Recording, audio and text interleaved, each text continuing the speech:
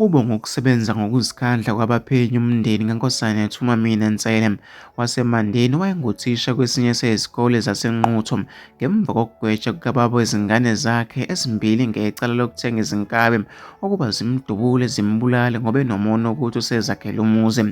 UZwelithini Ngcobo uzobhadla ejele iminyaka engu-20 emva kokulahlwa yicala eNkantolo eNkulu yaseMthunzini ngoLwesibili.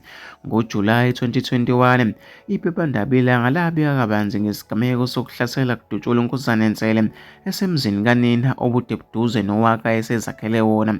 Ekhuluma nephephandaba, uMnuz Ntuthuko Ntsele ongumfowabo kamufi uthe babevele besola uyise wezingane zikadadewabo ngoba kulesi sigameko senzeka ubudlelwano babo bungebuhle.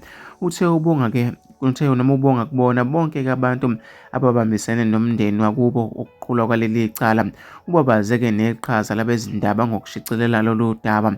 Uqhube wathi ukuba-ke bebengagculisekile ngesigwebo, kodwa-ke kubathoba amanxeba ukuthi uZwelithini ugcine etholakale enecala.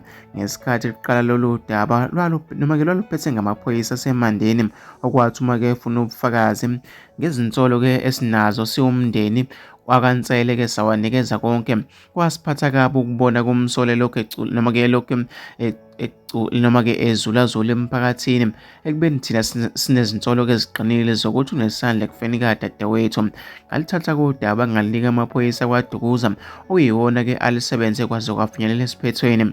Ukubanjwa kwenkabi eyabulala udadewethu kwaba umsebenzi-ke wawo amaphoyisa.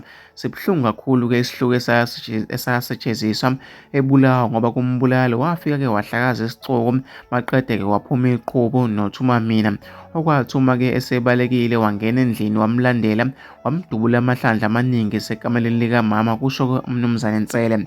Ngiyafisa ukubonga wonke amalungu omphakathi wangakithi-ke ngeqhaza lawo ngayilokhu-ke ewayivuka nathi-ke esebenzisa nemali yawo eyocula-ke izingoma ekhuza-ke ngesiqubulo ngaphandle kwenkantolo.